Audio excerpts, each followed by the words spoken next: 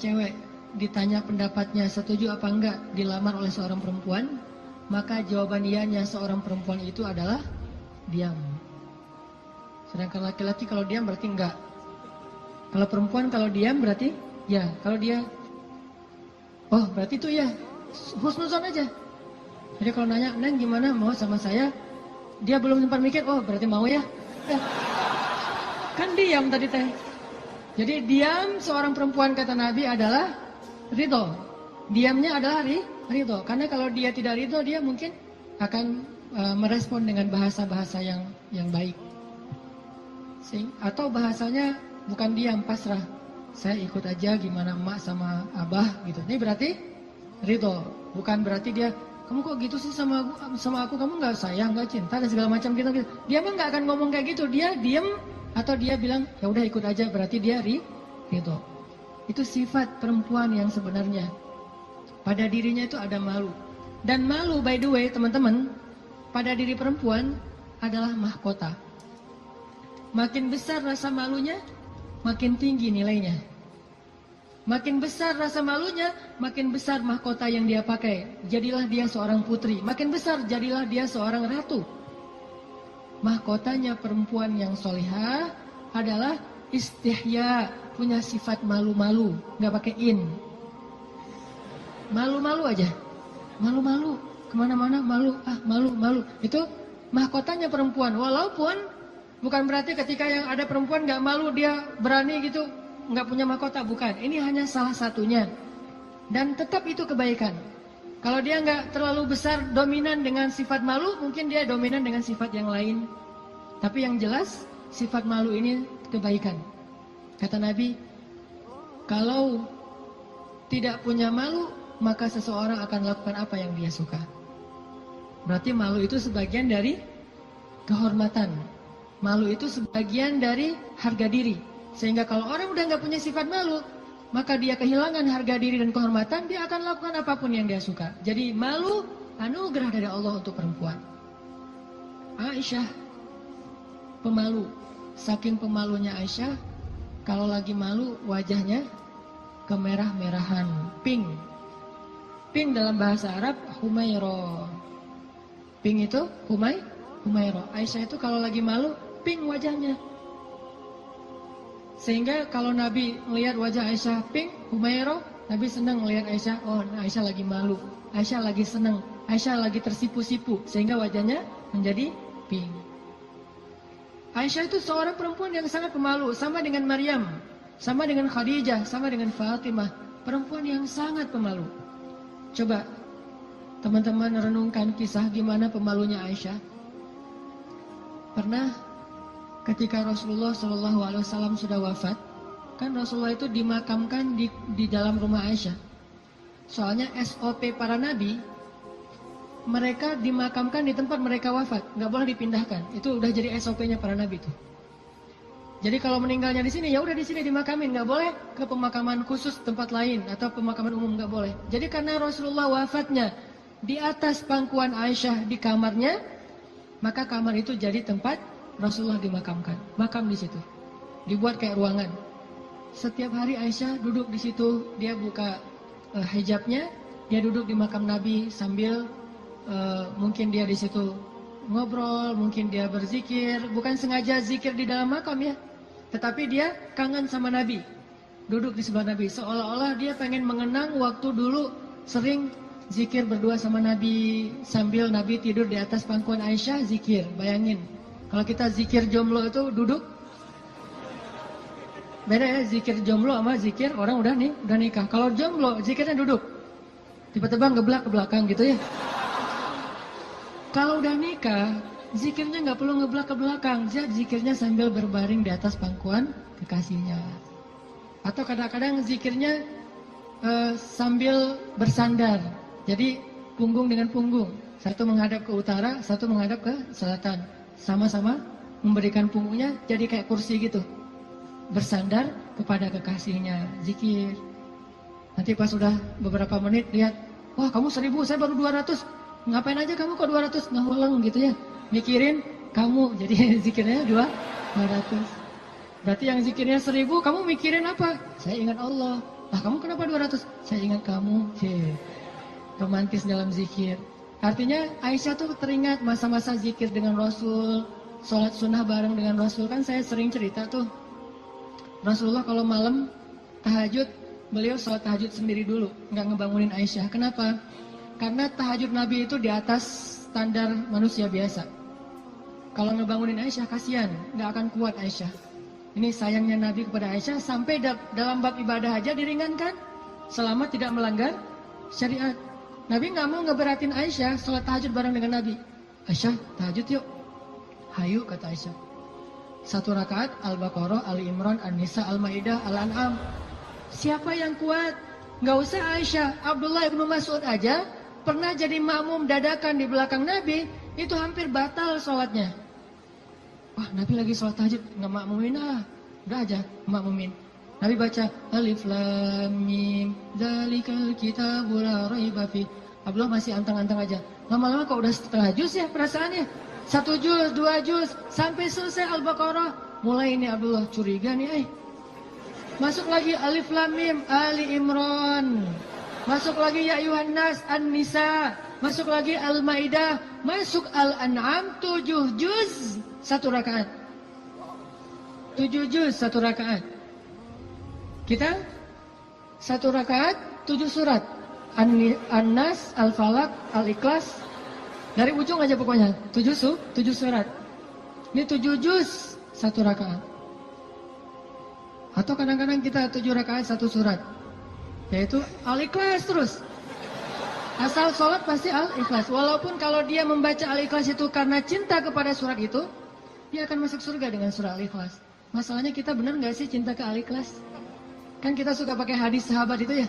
Ada sahabat kalau ngeimamin pasti bacanya Al-Ikhlas tuh kan. Sahabat aja bacanya Al-Ikhlas mulu. Sampai dilaporin ke Nabi, ya Rasulullah, dia tuh kalau ngimamin kurang variatif, Kurang variatif gimana? Ayatnya monoton, Al-Ikhlas saja nggak ganti-ganti. Dipanggil sama Nabi, kenapa kamu bacanya kok Al-Ikhlas saja nggak yang lain? Ya Rasulullah, saya cinta dengan surat itu. Nah di surat itu disebutin sifat-sifat Allah. Nabi tersenyum mengatakan, kamu masuk surga karena apa yang kamu cintai. Pertanyaannya, kita gitu atau ada modus lain?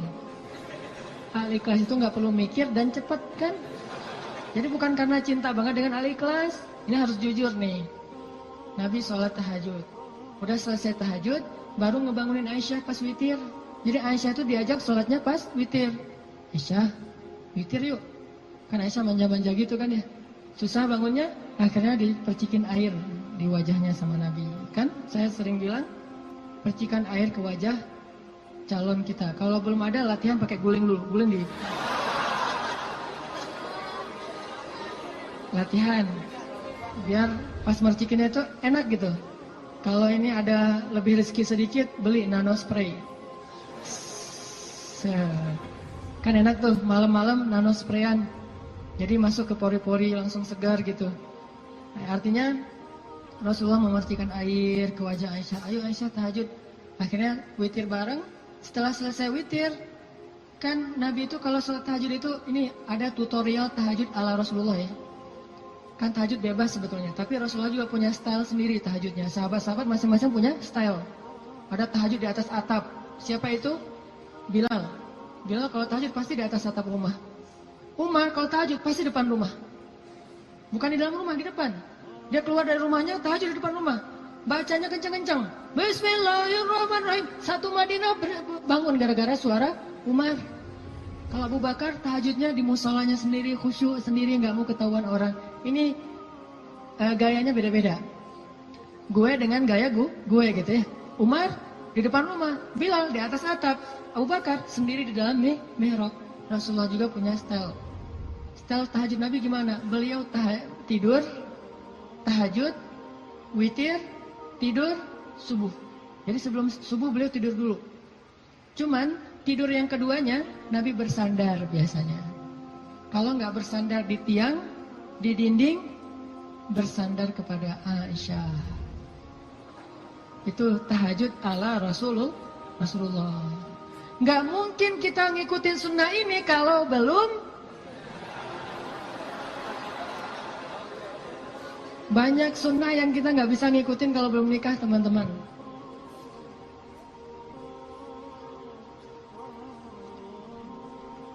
Ya, waktu jam 11.25. Sebentar lagi ya, 5 menit aja lagi. Ini kisah Musa. Lanjut ya, dipotong ya. Jadi Nabi SAW itu dengan Aisyah, kalau tahajud membangunkan Aisyah dan tidak membangunkan Aisyah, artinya Nabi SAW mengajarkan kepada kita bagaimana beliau memperlakukan istrinya, bagaimana rumah tangga beliau, yang itu kemudian menjadi kebaikan kepada Allah. Jadi mendapatkan istri untuk lebih dekat kepada Allah, biar bisa tahajud bareng. Coba bayangin teman-teman, kita pengen nikah, kenapa kamu pengen cepat-cepat nikah? Karena pengen buka puasa berdua. Bentar lagi Ramadan nih, masa puasa sahur masih sendiri kan? Kenapa kamu pengen nikah? Pengen tahajud berdua. Kenapa kamu pengen nikah? Pengen ngaji berdua, store hafalan. Suaminya hafal surat Al-Ikhlas, store gitu ke istrinya. Kan baru hijrah, Al-Ikhlas dulu kan? Al-Fatihah, Al-Ikhlas. Nanti istrinya store. Store-nya apa? Surah Al-Isra. Ternyata istrinya hafizah. Ya, suaminya baru hijrah. Jadi Al-Ikhlas versus Al-Isra. Beda banget kan? Al-Ikhlas juga masih banyak salah, kulawahan gak lewat-lewat gitu. Atau kuliah ayyuhal kafirun gak khatam-khatam, muter. Kan la abudu ma ta'budun terus aja di situ kan? Ini karena belajar, baru belajar. Istrinya udah Al-Isra, Maryam, Toha, Qasas segala macam. Kenapa pengen nikah? Karena pengen bareng mendekat kepada Allah SWT. Itu yang Nabi Musa cari. Akhirnya perempuan itu datang menemui Musa, sebagaimana Aisyah sangat pemalu. Tadi nggak tuntas ceritanya, next time insya Allah. Datanglah perempuan itu kepada Musa bilang, ayahku pengen ngundang kamu dinner di rumah. Itu bahasa kita mah, di dinner atau lunch lah di rumah, makan siang gitu. Kayaknya sih dinner, udah sore soalnya. Makan malam di rumah. Oh iya, jalan nih. Tahu gimana cara jalannya? Musa di depan, cewek itu di belakang. Nggak dibalik, cewek di depan, Musa di belakang. Nggak. Etika jalan laki-laki perempuan yang belum muhrim, perempuan di belakang, laki-laki di depan. Supaya apa? Supaya tidak melihat bagaimana cara jalannya. Terus kan Musa nggak tahu rumahnya kemana, gampang, tinggal di Sherlock aja. Kalau nggak Sherlock, kitanya yang jadi Google Map gitu, jadi kayak Waze gitu. Belok kanan, turn right, turn left, after one gitu. Tinggal Musa belok kanan, belok kiri. Yang penting Musanya di depan, perempuan itu di belakang. Dan itu etika yang luar biasa. Sehingga perempuan ini menyimpulkan, laki-laki ini selain kuat, ternyata amanah, nggak caper, nggak sok-sok dekat gitu. Kan kita lagi di perjalanan, daripada kamu diganggu orang biar aku jagain. Nggak, Musa itu orang yang sangat amanah. Jadi kalau belum nikah aja dia sangat jaga. Jangan sampai membuat perempuan ini tercela, apalagi setelah menikah. Sampai di rumah, cewek ini ngomong ke ayahnya, ya, abah, bapak gitu ya, ya abati. Itu laki-laki itu kuat dan amanah loh. Kalau ayah butuh pekerja, kayaknya dia yang paling tepat jadi pekerja di rumah kita. Ini sebetulnya kode. Perempuan kalau ngomong dengan bahasa kayak gini, berarti dia perhatian. Kalau dia udah bisa menyimpulkan dia kuat, dia amanah, dia tepat sebagai pekerja, berarti dia perhatian. Kalau enggak, dia nggak akan ngasih komentar. Ayahnya paham, ini bahasa elegan orang zaman dulu. Kalau sekarang kan, ya pengen nikah gitu kan, vulgar kan ya. Kalau dulu kode tuh, ya itu kayaknya cocok bekerja ke kita. Kata ayahnya, oh ya nanti ayah bicara sama dia. Ayahnya bukan menawarkan Musa bekerja, tapi menawarkan Musa nih nikah. Saya akan nikahkan kamu dengan salah satu dari putri saya. Terserah kamu yang mana yang kamu sukai. Maharnya bekerja kepada saya selama 8 tahun. Akhirnya Musa pun menikah dengan salah satu dari 2 perempuan itu. Dan perempuan inilah yang mendampingi Musa untuk berdakwah di Mesir melawan Fir'aun.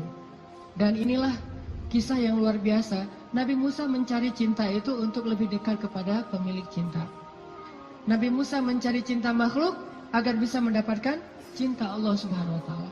Bukan justru ketika ngedapetin cinta makhluk kehilangan cinta Allah. Ini namanya fokus. Teman-teman, pesan moral ketiga berarti adalah apa? Setelah sawa as-sabil, banyak berdoa. Yang ketiga adalah jadilah seseorang yang menyempurnakan hubungan kita dengan Allah dengan cara menikah.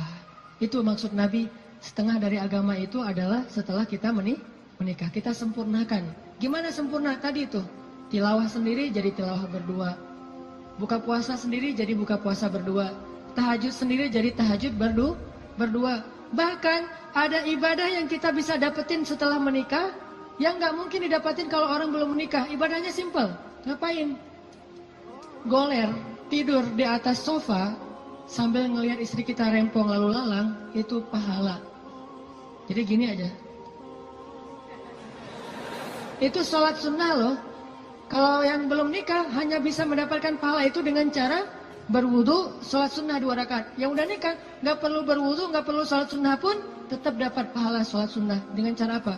Pandangan suami kepada istrinya yang penuh kasih sayang, bagi dia adalah pahala ibadah. Jadi cuma ngelihat doang ibadah, tersenyum ibadah, kecup di keningnya. Bayangin, Nabi itu habis berwudu mengecup Aisyah. Bisakah kita melakukan itu kalau belum menikah? Ngecup apa? Habis wudu, cium Aisyah ke masjid. Wudu, cium Aisyah. Ini salah satu dalil dari mazhab yang mengatakan sentuhan suami istri tidak membatalkan wudu. Walaupun nanti ada dalil yang mazhab yang lain, Allahu a'lam. Ini mazhab. Tapi Nabi beberapa kali habis berwudu, kecup Aisyah ke masjid. Wudu, kecup Aisyah. Jadi kalau udah Nabi wudu, Aisyah udah siap-siap tuh. Para istri, kalau suaminya lagi berwudu, maka siap-siaplah kalian. Karena sebentar lagi dia akan ke masjid. Dan lupa mengecup gitu. Biasanya kalau habis wudu Nabi itu ngecup istrinya, dikecup di keningnya atau di pipinya ke masjid, kecup kening pipi ke masjid. Itu sunnah pahala yang tidak didapatkan kecuali dengan menikah. Setengah dari agama itu ada di dalam pernikahan, sisanya ada dalam status jomblo. Setengah-setengah lah ya. Jadi kalau mau utuh, pernah mengalami masa jomblo yang berat gitu, derita jomblo kifarat dosa kan ya. Setelah itu nanti mendapatkan setengahnya lagi setelah saya terima nikahnya Fulanah binti Fulan dan seterusnya. Itu teman-teman, maaf nggak tuntas cerita musanya. Insya Allah nanti dilanjutkan di kesempatan yang lain, bisa lewat streaming mungkin atau dalam kesempatan-kesempatan yang lainnya. Barakallah. Assalamualaikum warahmatullahi wabarakatuh.